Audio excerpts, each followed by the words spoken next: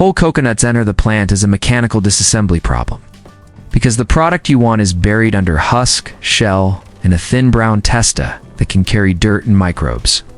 The factory's job is to expose clean white kernel quickly, then extract oil and water emulsion efficiently, and finally stabilize that emulsion so it doesn't separate, spoil, or taste cooked. At receiving, coconuts are weighed, lot-coated, and sampled for maturity. Mature nuts have thicker kernel and higher oil yield, while younger nuts carry more water and less fat, which changes the final milk's body. Quality teams also inspect for cracks, mold at the eyes, and rancid odor, so a single bad batch can introduce off flavors that survive. Pasteurization. The first heavy machine is the De-Husk. A coconut husk is a tough fiber matrix designed to survive ocean travel, so plants use spike hand wedge dehuskers that split and peel the husk in seconds. Industrial units grip the nut and drive it onto hardened steel spikes that tear the husk away in segments. The key metric here is breakage control. Too aggressive, and you crack shells, spilling coconut water and contaminating the line. Too gentle and husk fragments remain and jam conveyors. Once dehusked, nuts move to De-Husking. The shell is essentially a natural composite with high hardness. So factories use rotary cutters, impact crackers, or bandsaw-style splitters that cut a controlled seam around the shell. The goal is clean halves with minimal kernel damage, because kernel fragments create fines that oxidize faster and complicate washing. If the plant also sells coconut water, this is where collection happens. The nut is drilled or cut with a controlled puncture. Water is captured through stainless funnels, then filtered and chilled immediately to slow enzymatic browning and microbial growth. Shell removal is followed by kernel separation. This is where automation pays off. Some lines use prying stations that pop kernel from shell using shaped blades, while higher-end plants apply brief steam heating to create a thermal mismatch. The shell expands differently than the kernel, loosening the interface so kernel releases with less force. Less force means fewer cracks, higher yield, and less brown skin tearing that would later show up as specks in the milk. Now the factory has brown coconut.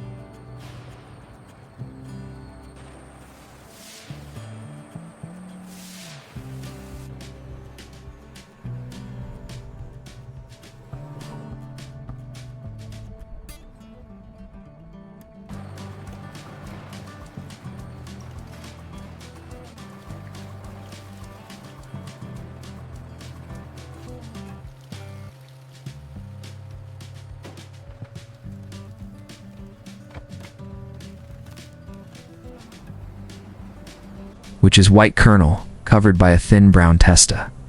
For premium coconut milk, that testa is removed because it carries tannins and darker pigments.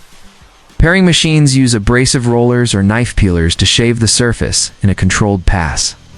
This step is engineered for minimum waste. Every extra millimeter shaved is lost fat and lost solids. And at scale, that loss is measured in tons per day. The pared kernel goes through washing and sanitation. Coconut milk is acid, typically near neutral pH, which makes it a high-risk food if contamination is allowed to persist. So factories treat this stage like dairy hygiene. Rotary washers, spray bars, and sometimes mild sanitizing dips reduce surface microbes. Water is filtered and refreshed on control limits because dirty wash water becomes a cross-contamination loop. To stabilize color and reduce microbial load, many plants blanch the kernel. Blanching is controlled heat exposure, hot water or steam for a short time to inactivate enzymes and reduce surface bacteria without cooking flavor into the fat.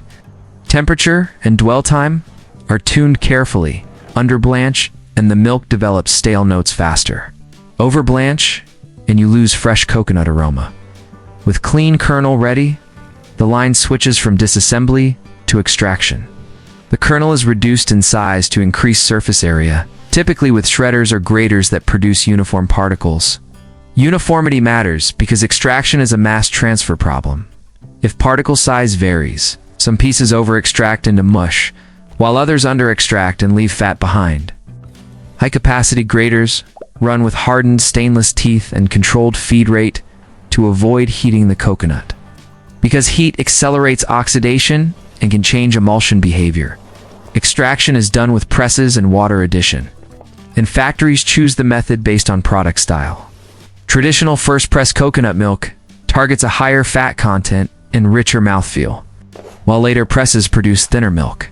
Industrial plants often run a multi-stage extraction where shredded coconut is mixed with hot or warm water in a controlled ratio. Temperature is a lever. Warmer water lowers viscosity and helps fat release. But too much heat can strip volatile aroma and create a cooked note. Pressing equipment is built for throughput and yield. Screw presses continuously compress the coconut mash through a perforated barrel, forcing milk out while pushing spent coconut out as press cake.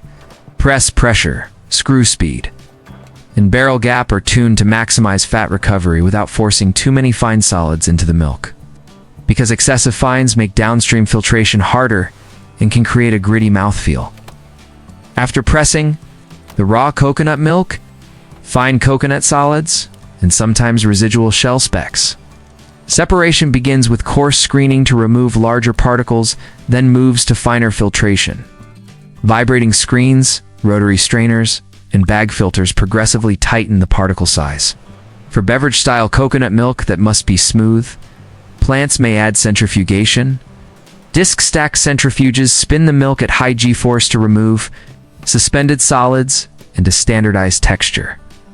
Coconut milk naturally wants to separate into a cream layer and a watery serum because fat droplets rise over time. If the product is canned coconut cream, factory may encourage that separation by adjusting fat content and minimizing homogenization. If the product is carton beverage or ready-to-use cooking milk, the factory fights separation with emulsification engineering. Standardization happens in blending tanks. The plant targets specific fat and total solids levels for each SKU: light coconut milk, regular coconut milk, or coconut cream.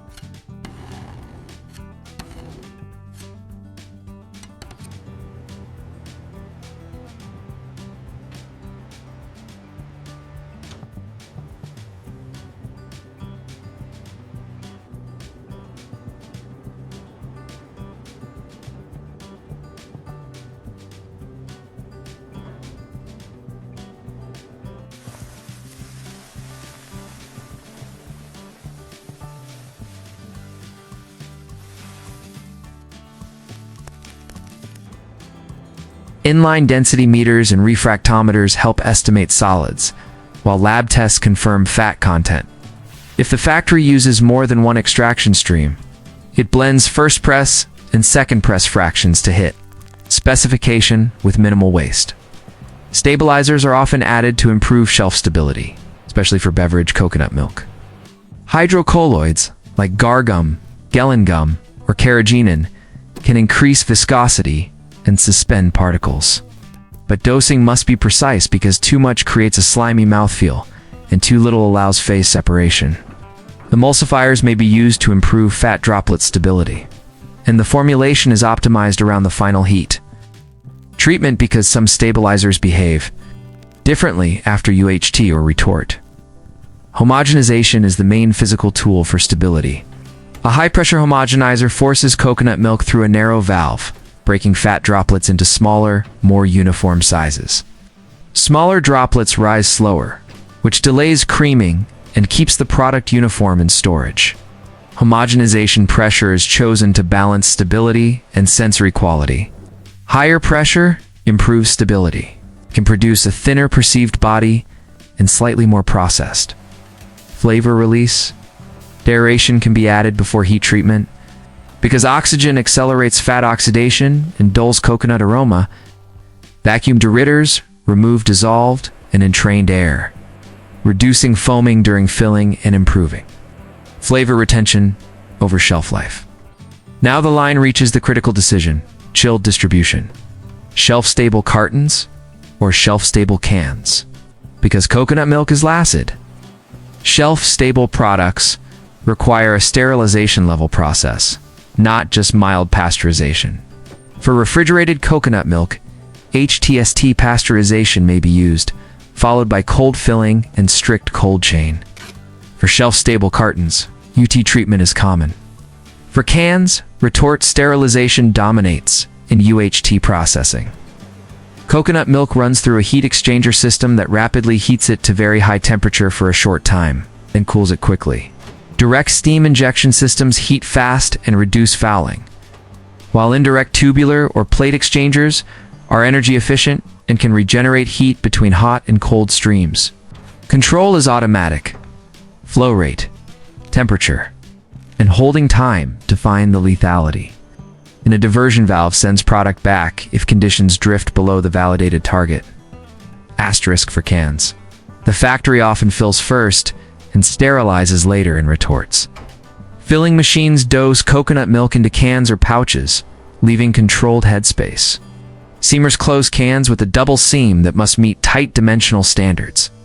Seam thickness, overlap, and tightness are checked continuously because a seam defect becomes a leak. And a leak in low-acid food becomes a serious safety hazard.